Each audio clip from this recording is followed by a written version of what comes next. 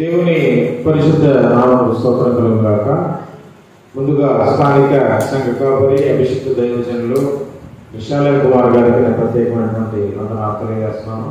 అలాగే సహోదరులు ఫ్రాన్సిస్ గారికి కూడా ప్రత్యేకంగా వందనాలు తెలియజేస్తున్నాను. ఇప్పుడు వచ్చిన మీ అందరికీ మన ప్రభువును రక్షకుడైన యేసుక్రీస్తు వారి యొక్క శ్రేష్టమైన నామములో నా హృదయపూర్వకమైన ప్రతి ఒక్కరికి పేరు పేరు తెలియజేస్తున్నాను. ప్రభునందు ప్రియమైన సహోదరి సహోదరులారా,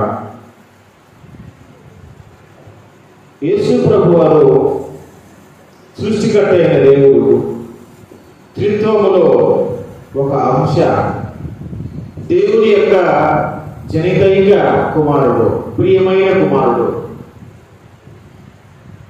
మరి యేసు ప్రభు వారు ఈ లోకానికి వచ్చి ఈ లోకంలో ఉన్న సమస్త మానవాళి కోసం తన ప్రాణాన్ని కలువరి శిలువలో ఫణంగా పెట్టాడు అన్న విషయం లోకంలో బ్రతుకుతున్న చదువుకున్న ప్రతి ఒక్కరికి తెలిసినటువంటి, ఎవరు కాదనలేనటువంటి వాస్తవమైనటువంటి సంగతి అన్నమాట. దేవుడు ఈ లోకాన్ని ప్రేమించాడు. ఎంతగా ప్రేమించాడంటే తన ప్రాణం పెట్టేంతగా ప్రేమించాడు. Ultimate love that no one can show.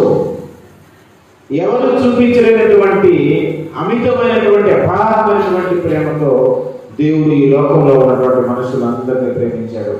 ఏ జాతి వారైనా, ఏ ప్రాంతపు వారైనా, ఏ ఖండానికి చెందిన వారైనా, రంగు ఏదైనా, భాష ఏదైనా, వర్గం ఏదైనా కూడా ప్రతి మనిషిని దేవుడు తన ప్రాణం పెట్టేంతగా ప్రేమించాడు. ఎందుకని అంటే అంతటి దీన స్థితిలో ఈ మానవ జాతి ఉందన్నమాట. అంతటి దయనీయమైన స్థితిలో ఉంది. మానవులందరూ పాపం చేసి నరకపాత్రులుగా మారిపోయారు. వేరే మార్గం లేదు, చేతులు ఎత్తేశారు. వేరే రక్షణ మార్గం లేదు, పరలోకానికి చేరే మార్గం లేదు, నరకాన్ని తప్పించుకునే అవకాశం లేదు, లోక రక్షకుడు లేదు.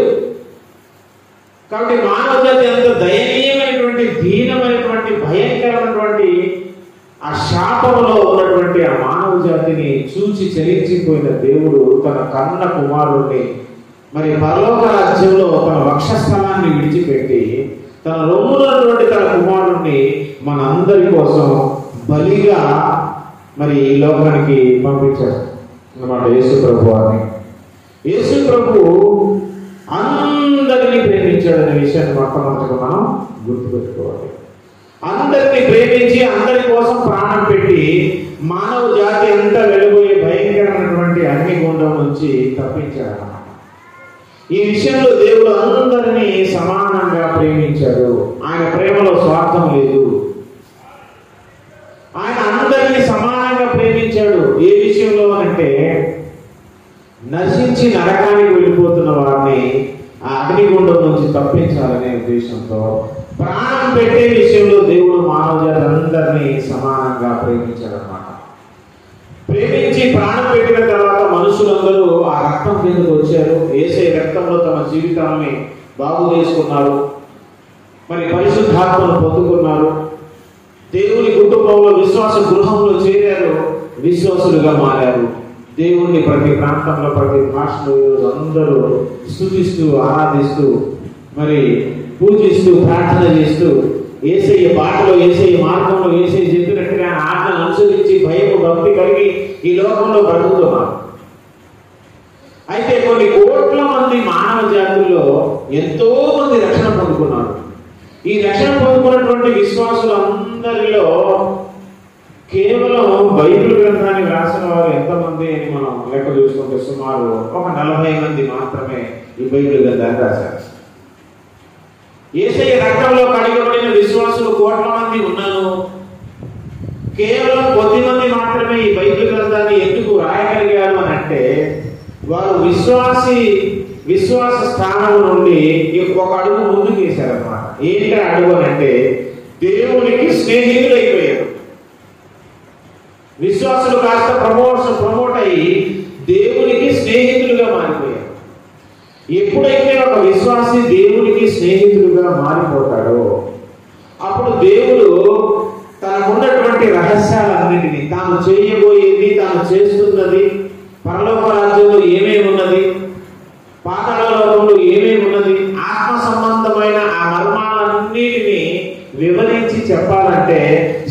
సీదాగా బ్రతుకుతున్న మనలాంటి విశ్వాసులకు దేవుడు చెప్పడన్నమాట. మనం ఎలా కనబడాలి అంటే దేవునికి స్నేహితులం అయిపోతే స్నేహితుడు తన స్నేహితుడితో ప్రతి విషయాన్ని పంచుకున్నట్టుగా. ఈ లోకంలో మనకందరికి తెలుసు, మనకు కొన్ని సీక్రెట్స్ ఉంటాయి. ఆ సీక్రెట్స్ ఎవరు పడితే వాళ్ళకి చెప్పం. కనిపించిన ప్రతి ఒక్కరికి మన ఇంట్లో ఉన్న గుట్టు కానీ, లేకపోతే మన మనసులో ఉన్నది కానీ, మనం చేయబోయేది కానీ, చేస్తున్నది కానీ అని చెప్పేస్తాం, చెప్పం. ఎవరికి చెప్తాం? స్నేహితులకైతే అన్ని పంచుకుంటాం, హృదయంలో అంతా చెప్పేస్తాం. దేవుడు కూడా తాను చేయబోయే కార్యాలు కానీ, చేసిన కార్యాలు కానీ, పరలోక రాజ్యంలో ఉన్న ఏదైనా మహిమను మనం తెలుసుకోవాలనే ఆశ మనకు ఉన్నా, మనకు దేవుడు చెప్పాలి అని అంటే దేవునికి మనం ఏమైపోవాలి తెలుసా? స్నేహితులు అయిపోవాలి. అబ్రహాము దేవునికి స్నేహితుడయ్యాడు, తెలుసా మీకు? అబ్రహాము దేవుని స్నేహితుడిని బైబిల్ గ్రంథం చెప్తుంది. అయితే దేవుడు ఒక కార్యాన్ని భూమి మీద చేయదలుచుకొని పైనుంచి దిగొచ్చాడు. పైనుంచి దిగొచ్చిన తర్వాత ఆ కార్యం తాను చేయబోతున్నది మానవ జాతికి ఎవ్వరికి రివీల్ చేయలేదు, ఎవ్వరికి చెప్పలేదు. కానీ కేవలం అబ్రహాము మాత్రమే చెప్పాడు. చూడండి ఒకసారి, ఆదికాండం 18వ అధ్యాయము 16వ వచనం చూడండి ఒకసారి. 16-17.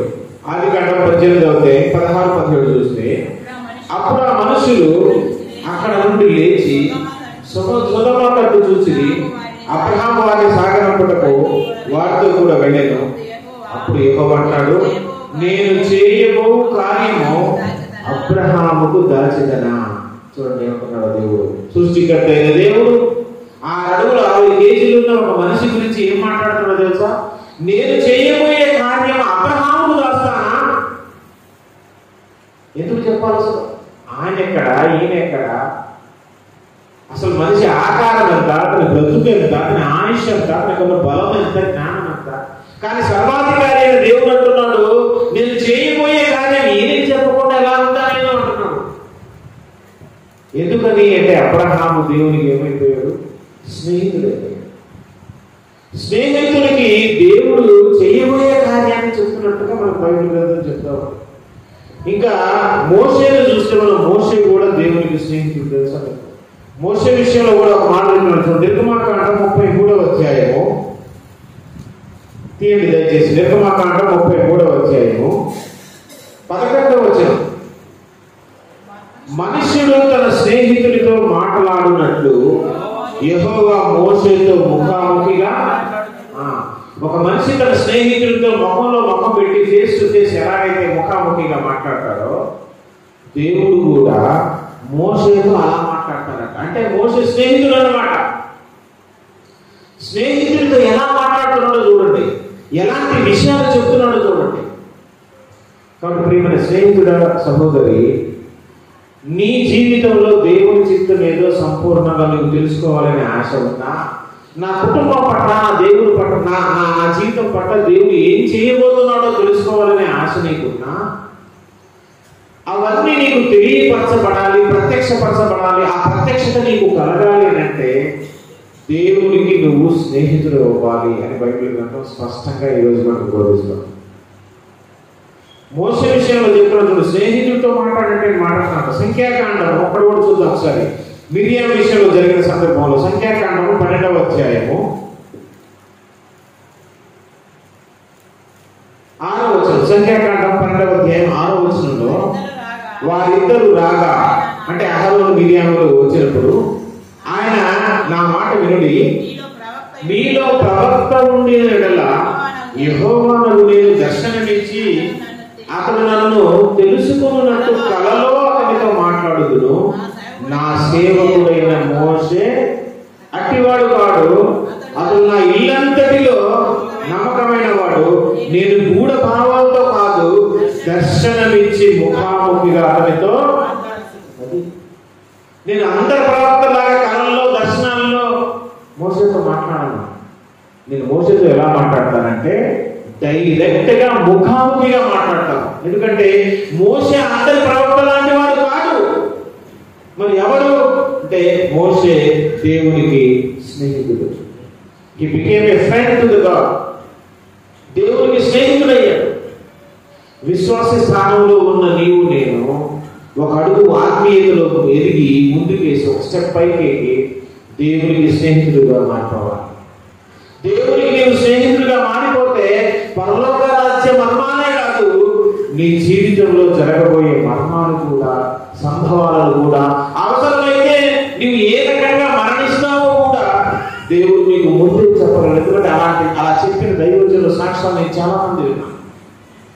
వాడు ఎలా చనిపోతారో వాడు 10-15 సంవత్సరాల క్రితమే చెప్పారు, అలాగే చనిపోయారు. అందులో మా అమ్మ కూడా ఉంది. మా అమ్మ చాలా ప్రార్థన పడేవారు. మా అమ్మ కన్నీటి ప్రార్థన పడేవారు. పొద్దున సాయంత్రం మధ్యాహ్నం ఏడవకుండా మా అమ్మ అసలు ప్రార్థన చేయదు. పాటలు బాగా పాడి ఎంత అసలు ఒక్క రోజు కూడా చేసి మాట ఆమె చెప్తుండేది, ఎప్పుడో కానీ నేను మంచం మీద పడుకొని అలాగే చనిపోతాను అని చెప్పేది. అలాగే చదువు మంచం మీద పడుకొని అలాగే చదువు, అన్నం తినేసి మామూలు పడుకొని అలాగే చదువు. అంటే నేను ఏం చెప్తున్నానంటే, మనం దేవునికి స్నేహితులమైతే దేవుడు తన రహస్యాలన్నిటినీ మనకు నేర్పిస్తాడు, తెలియజేస్తున్న విషయాలు మనం తెలుసుకోవాలి. మరి 40 మంది మాత్రమే ఎందుకు ఈ బైబిల్ గ్రంథాన్ని రాశారంటే, అసలు ఈ బైబిల్ గ్రంథంలో ఉన్నదంటే ఏంటి? గత కాలపు చరిత్ర, అనాది కాండపు చరిత్ర, ఆది కాండపు కంటే ముందు జరిగిన చరిత్ర, పరలోక రాజ్యంలో మరి సాతానుకి దేవునికి మధ్యలో జరిగిన సంభాషణ, ఈ భూమి పునాది వేయక మునుపే జరగబడినటువంటి అనేక విషయాలు, రేపు ఈ భూమి నాశనం అయిపోయిన తర్వాత 1000 ఏళ్ల పరిపాలన తర్వాత ఆ అనంత నిత్య లోకంలో జరగబోయే సంఘంతో చేయబోయే సంభాషణలు అన్ని వీళ్ళు రాశారు. వీళ్ళు చెప్పాడు దేవుడు. ఎందుకు వీళ్ళకే చెప్పాడంటే, వీళ్ళు దేవుడికి స్నేహితులయ్యారన్నమాట. ఈ ప్రవక్తల్లో చాలా మంది దేవుడికి స్నేహితులయ్యారు, అపోస్తలులు కూడా దేవుడికి స్నేహితులయ్యారు. కాబట్టి ఆ 12 మంది రాసినటువంటి గ్రంథాలు మనకు కొత్త నిబంధనగా మనం చూస్తూ ఉన్నాం. ఒకసారి అది కూడా చూద్దాం. యోహాను సువార్త 15వ అధ్యాయము చూడండి. యోహాను సువార్త 15వ అధ్యాయంలో శిష్యులతో యేసు ప్రభువు మాట్లాడుతూ చెప్తున్నాడు. చూడండి 14వ వచనం.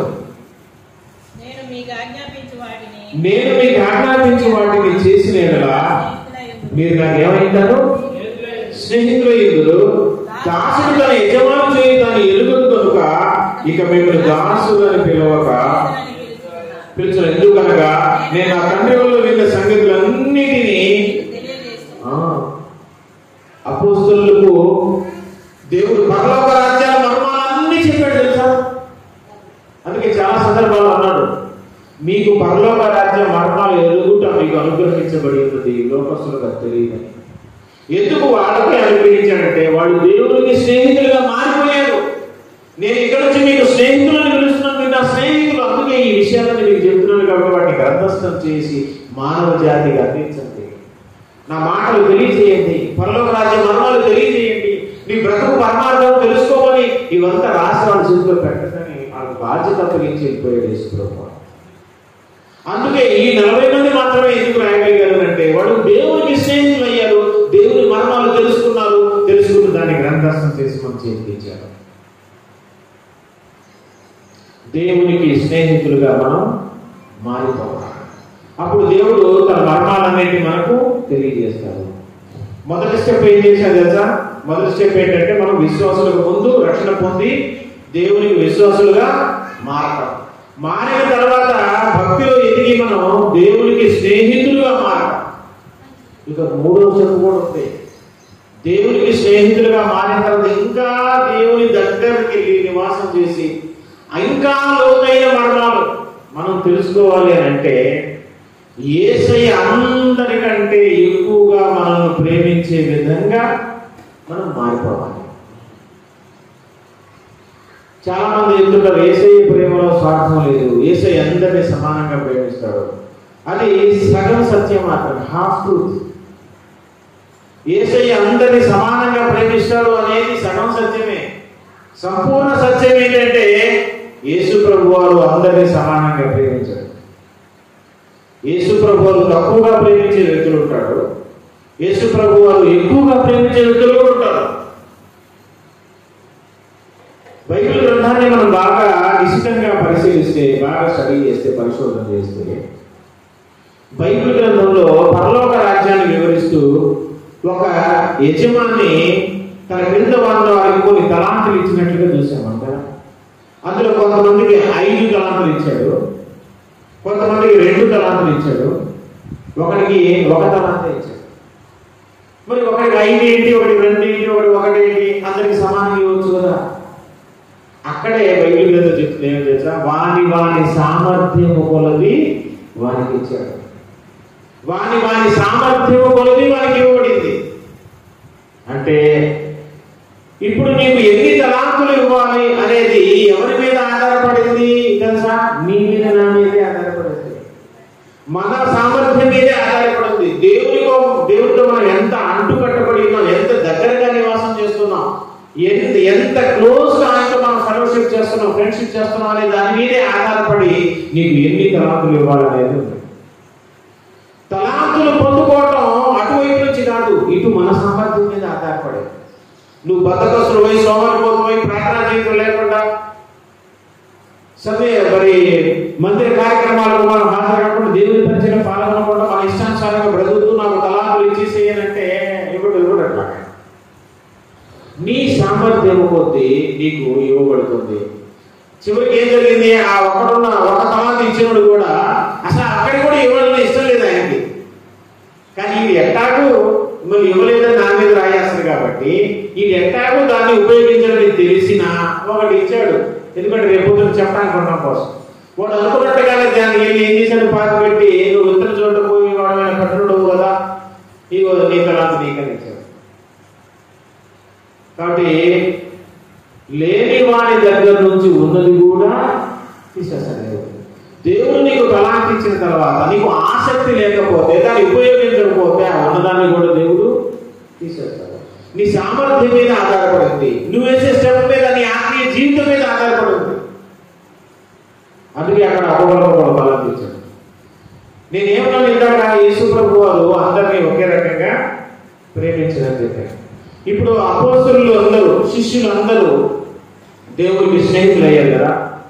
ఆ స్నేహితులు చెప్తున్న ఒక మాట, విడ్డూరమైన మాట బైబిల్ గ్రంథంలో ఒకసారి చూద్దామా.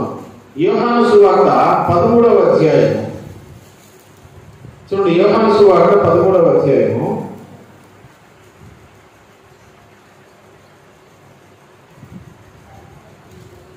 21వ వచనం చదువుదాం. చదవండి ఎవరన్నా. ఈ మాటలు పలికిన తర్వాత ఆత్మలో కలవరపడి నీలో ఒకడు నన్ను అప్పగించునని నీతో నిశ్చయముగా చెప్పాడు. ఆయన ఎవరిని గూర్చి ఇలా చెప్పెనో అని శిష్యులు సందేహపరచు ఒకరు చూసుకుంటుండగా ఆయన శిష్యులో యేసు ప్రేమించిన ఒకడు. చెప్పండి ఎవరెవరు? ఆయన శిష్యులలో యేసు ప్రేమించిన, ఎవరు ప్రేమించిన ఒకడు? యేసు ప్రేమించిన ఒకడు. శిష్యుల్లో యేసు ప్రేమించిన ఒకడు అంటే మిగతా శిష్యుల్ని ప్రేమించట్లేదా? మరి మీరు చెప్పండి. ఇది ఇప్పుడు 12 మంది ఉన్నారు శిష్యులు. 12 మందిలో ఒకరి గురించి ఏమని రాయబడింది? యేసు ప్రేమించిన శిష్యుడు అంటే వాడు. మరి మిగతా వాడు చెప్పండి. మిగతా వాడు అంటే ఈయన్ని ప్రేమించినంతగా మిగతా వాళ్ళని ప్రేమించట్లేదే కదా అర్థం. ఈ మాట పేతురు కూడా తెలుసు, శిష్యులు కూడా తెలుసు. మమ్మల్ని అందరికంటే యేసు ప్రభు వారు ఇతడిని ఎక్కువగా ప్రేమిస్తారు. అసలు ఆ మాట అన్నదే ఆయన. చూడు ఏమంటున్నాడు చూడండి. ఒకడు యేసు రొమ్మును ఆనుకొని చూడలేదు కనుక ఎవరి గురించి ఆయన చెప్పానో అది తమకు చెప్పుమని సీమోను పేతురు అతనికి సైగ చేస్తున్నాడంట. పక్కన రొమ్ము పక్కన కూర్చున్నాడు యేసు ప్రభు వారు. ఎందుకంటే యేసు ప్రభు వారు అంటే ఎవరికి ఇష్టం? కారణం ఏమై ఉంటది? యేసు ప్రభు అంటే ఇతనికి బాగా ఇష్టం కాబట్టి ఇతనంటే యేసు ప్రభు వారికి బాగా ఇష్టం. అందుకే అందరు దూరంగా కూర్చుంటే ఆయన రొమ్మును ఆనుకొని కౌగులించుకొని కూర్చున్నాడు. పేతురు దూరం సైగ చేస్తాం. ఎవరు ఆయన అప్పగిస్తారంట, ఆయన ఎవరు మాకు చెప్పడు ఆయన. ఎందుకంటే అది డీప్ సీక్రెట్. అది చెప్పాలంటే స్నేహితులు కాదు, అంతకు మించి ఉండాలి. అది నువ్వే ఒక్కసారి అడుగు. ఆయన ఎవరు నీకు చెప్తాడు, మా నీకు చెప్తాడు. ఆయన ఎవరు అడుగు. సైగ చేస్తున్నాడు. అప్పుడు అతడు యేసు రొమ్మును ఆనుకొనుచు ప్రభువా వాడెవడని ఆయన అడిగాడు. అందుకు యేసు అన్నాడు, నేను ఒక మొక్క ముంచి ఎవరికి ఇచ్చేదనో వాడే అని చెప్పేశాడు లేదా? సీక్రెట్ రివీల్ చేస్తాడు. అక్కడ యేసు ప్రేమించిన శిష్యుడు సీక్రెట్ తెలుసుకున్నాడు. ఆయన అడిగితే చెప్పేశాడు. ప్రేమ సహోదరి సహోదరుడా, నీవు యేసు ప్రేమించే వ్యక్తిగా ఉన్నావా? యేసయ్యను నువ్వు ప్రేమిస్తున్నావా అని చెప్పుకుంటున్నావు. మరి యేసు నిన్ను అందరికంటే ఎక్కువగా ప్రేమిస్తున్నాడా? యేసు ప్రేమించిన శిష్యుడిగా ఉన్నావా? ఇది ఇంకా ఆత్మీయతలో ఇంకొక పై పెట్టన్నమాట. దాని తర్వాత ఇదే యోహాను సువార్త 21వ అధ్యాయం చూద్దాం ఒకసారి. యోహాను సువార్త 21వ అధ్యాయంలో 7వ వచనం చూడండి. కాబట్టి యేసు ప్రేమించిన శిష్యుడు ఆయన ప్రభువు సుమి. ఇక్కడ సందర్భం మీరు ఇంటికి వెళ్ళి చదువుకోండి. పేతురు అతనితో ఉన్న వాళ్ళందరూ రాత్రి అంతా వల్లేశారు, చేపలు పడలేదు. అప్పుడు యేసు ప్రభు ప్రత్యక్షమై కుడి వైపున వలయండి, చేపలు పడతాయని చెప్పి వలేశారు, చాలా చేపలు పడతాయి.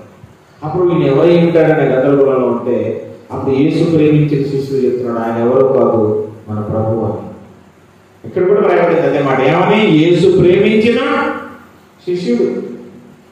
ఈ 15వ వచనం చూడండి. వాళ్ళు భోజనం చేసిన తర్వాత యేసు సీమోను పేతురును చూసి, యోహాను కుమారుడైన సీమోను, వీరికంటే నీవు నన్ను ఎక్కువగా, మాట వీరికంటే నువ్వు ఎక్కువగా ప్రేమిస్తున్నావా? యోహాను నన్ను అందరికంటే ఎక్కువగా ప్రేమించాడు కాబట్టి నేను అందరికంటే ఎక్కువగా ఆయన ప్రేమించాను. అందుకే ఆయన ఒక బిరుదు వచ్చింది, యేసు ప్రేమించిన శిష్యుడు. మరి యోహాను కూడా నీవు కూడా అందరికంటే ఎక్కువగా దేవుడు అది కోరుకుంటున్నాడండి. నువ్వు అందరికంటే ఎక్కువగా ప్రేమించాలి, అందరికీ సమానంగా ప్రేమించడం కాదు యేసయ్య కోరుకునేది. నువ్వు అందరికంటే ఎక్కువగా ప్రేమించున్నావా అని అడుగుతారు. అంటున్నాడు, ప్రభువా నీకు తెలుసు కదా, ప్రతి సందర్భంలో ఇదే, అందరికంటే ఎక్కువగా అందరికంటే ప్రేమించు. 3 సార్లు అడిగిన తర్వాత అప్పుడు ఏమన్నాడు? నా గొర్రెల్ని కాయనన్నాడు, నా గొర్రెల్ని మేపుకున్నాడు. అంటే ఆయన సేవ, ఆయన సువార్త, ఆయన పని చేస్తే ఆయన ఎక్కువగా ప్రేమించాలి అని అంటే మనం ఆయన పనిలో ఎక్కువగా నిమగ్నమైపోవాలి. అందరికంటే ఎక్కువగా ఆయన పరిచర్యలు జరిగించాలి. ఆయన పని పట్ల భారం కలిగి ఉండాలి, పట్టుదల కలిగి ఉండాలి, రోషం కలిగి ఉండాలి. ఆయన పని పట్ల, ఆయన సువార్త పట్ల, ఆయన పరిచర్య పట్ల నువ్వు ఎప్పుడైతే రోషం కలిగి అందరికంటే అత్యధికంగా నిర్విరామంగా విసుగక ఆయన పనిలో నువ్వు ఉంటావో ఆటోమేటిక్గా ఆ మెట్టు నువ్వు ఎక్కుతావు అన్నమాట. నువ్వు అందరికంటే ఎక్కువగా ప్రేమించే వ్యక్తి అవుతావు అన్నమాట. అప్పుడు యేసయ్య కూడా అందరికంటే ఎక్కువగా నిన్ను ప్రేమిస్తాడు.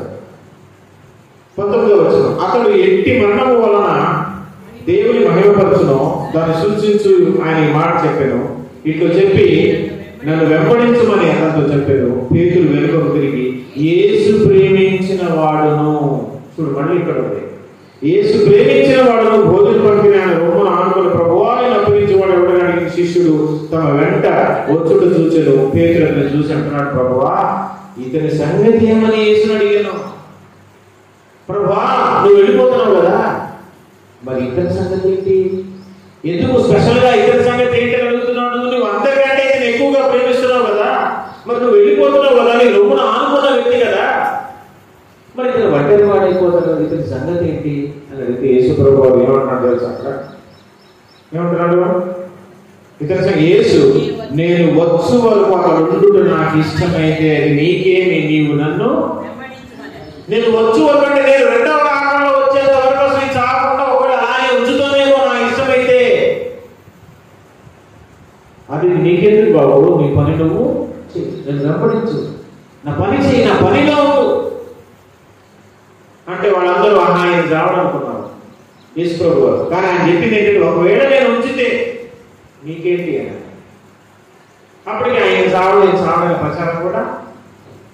నేనేం చెప్తున్నానంటే యేసు ప్రభు వారు ప్రేమలో, ఆయన చూపే ప్రేమలో ఇక్కడ వ్యత్యాసం ఉన్నట్టుగా కనబడుతుంది. వ్యత్యాసం ఉండటం ఎవరిని బట్టి ఉంటుందంటే నిన్ను బట్టి, నన్ను బట్టి ఉంది. నువ్వు దేవుడికి ఎంత దగ్గరగా నివాసం చేస్తున్నావు అనే దాని మీద ఆధారపడి యేసయ్య నేను ఏ స్థాయిలో ప్రేమిస్తున్నాడు అనేది ఆధారపడుతుంది. అది ఆయన ప్రేమలో లోపం కాదు, నీ జీవితంలో ఉన్న లోపం. నీవు కూడా ఆయన ఆజ్ఞల ప్రకారం ప్రతి ఆయనకు దగ్గరగా నివాసం చేశాను, రొమ్మును అనుకునే వ్యక్తిగానే ఉంటే నిన్ను కూడా ఆయన అందరికంటే ఎక్కువగా, అది నీ చేతుల్లోనే ఉంది. అది నీ పొరపాటు, మన పొరపాటే. మనం ఆ స్థాయికి చేరుకోలేకపోయామంటే. కానీ ఆయన ప్రేమలో స్వార్థం ఉందని అర్థం కాదు. ఆయన నిన్ను కూడా అందరికంటే ఎక్కువగా ప్రేమించగలరు. దానికి కారణం మనం ఆయన దగ్గరికి వెళ్ళి నివాసం చేయాలి, ఆయన రూపును ఆనుకోవాలి. దాన్ని మనం ఉపవాసం. వాసము అంటే నివాసము, నివాసము చేయటం. వాసం అన్నా నివాసం అన్నా ఒకటే. ఉపవాసం అంటే దగ్గరగా నివాసం చేయటం. గ్రహాలు ఉపగ్రహాలు అంటాయి. గ్రహానికి దగ్గరలో సర్పంచ్ తర్వాత ఉప సర్పంచ్ ఉంటాడు, ముఖ్యమంత్రి తర్వాత ఉప ముఖ్యమంత్రి ఉంటాడు, మంత్రి తర్వాత స్థానం అదే, ఆయన దగ్గరలో స్థానం అదే, నెక్స్ట్ పోస్ట్ అదే.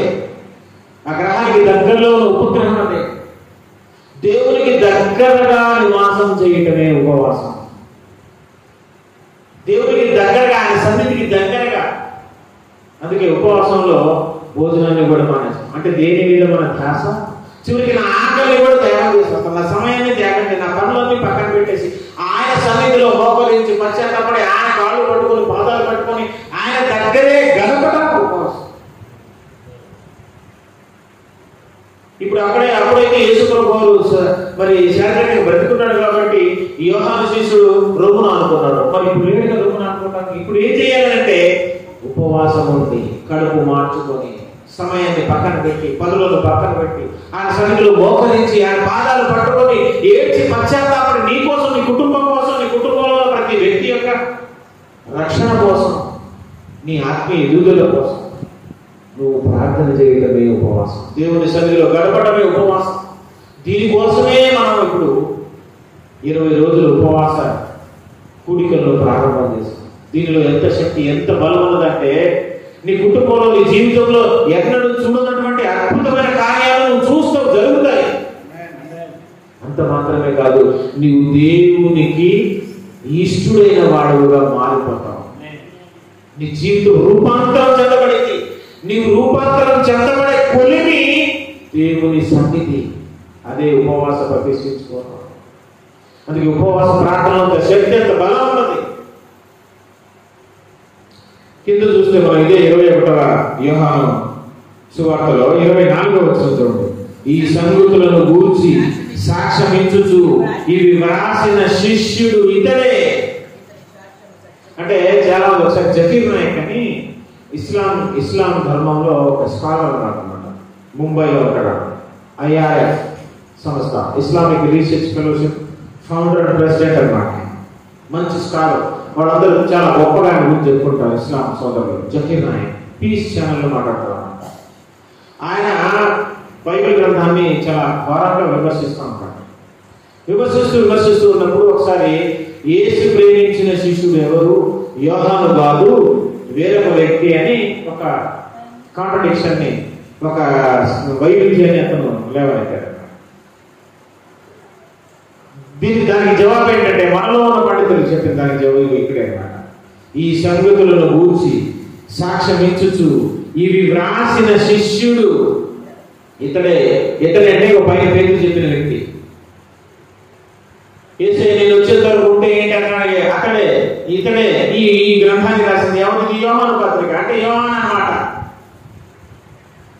ఈ యోహానుడు దేవునికి దగ్గరగా నివాసం చేశాడు కాబట్టి, మన భాషలో ఉపవాసం చేశాడు కాబట్టి, దేవుని రొమ్మును ఆనుకొని నివాసం చేశాడు కాబట్టి ఎన్ని సీక్రెట్స్ చెప్పాడు తెలుసా దేవుడికి? ఆయన ఎన్ని గ్రంథాలు రాశారనుకుంటున్నారు? యోహాను సువార్త రాసింది ఆయనే. యోహాను పత్రిక 1, 2, 3 రాసింది ఆయనే. ప్రకటన గ్రంథం రాసింది ఆయనే. 5 గ్రంథాలు రాశాడు ఆయన. ప్రకటన గ్రంథంలో ఉన్న విషయాలు ఎన్ని మర్మాలు తెలుసాలి. ఏ మానవుడికి చెప్పినటువంటి గొప్ప సంగతులు యోహానుకు మాత్రమే చెప్పాడు. కారణం ఏంటంటే యేసయ్య రొమ్మున ఆనుకున్న శిష్యుడుగా, యేసు ప్రేమించిన శిష్యుడిగా అతని జీవితాన్ని మనం చూస్తున్నాం. నీవైనా నేనైనా యేసయ్య రొమ్మున ఆనుకునే అనుభవాన్ని కనుక పొందగలిగితే, యేసయ్య ఎన్నో విషయాలు ఒక ఫ్రెండ్ మనతో మాట్లాడుతూ ఉంటుందండి. ఆ ఫీలింగ్, అనుభవం అలా ఉంటుంది. మన రోడ్డు వెళ్తున్నా లోపల ఆత్మ చెప్తా ఉంటుంది, జరగబోయేది చెప్తా ఉంటుంది. ఇప్పుడు జరిగింది, కుటుంబంలో జరిగింది, నీ జీవితంలో జరగబోతుందని మన ఆత్మ మన పేరు రేపుతూ ఉంటుంది. ఆలోచన స్ట్రైక్ అవుతూ ఉంటుంది, మైండ్ కొడతా ఉంటుంది, దాన్ని చేయాలనిపిస్తుంది. అదే దేవుడు మాట్లాడటం. చేయబోయేది చెప్పటం.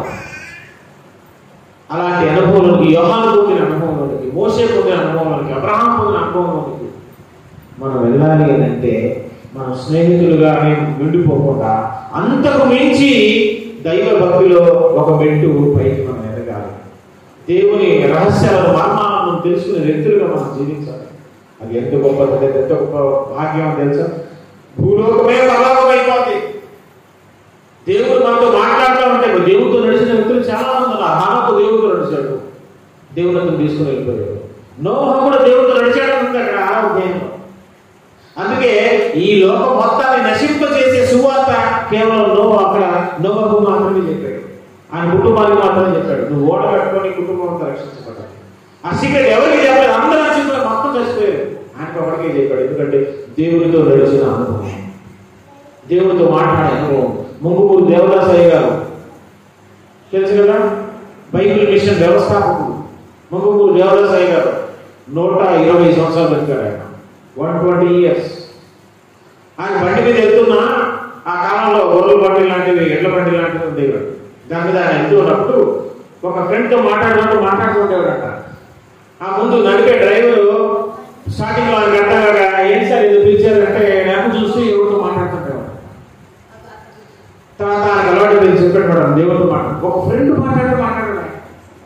ఎంత గొప్ప అనుభవం అసలు.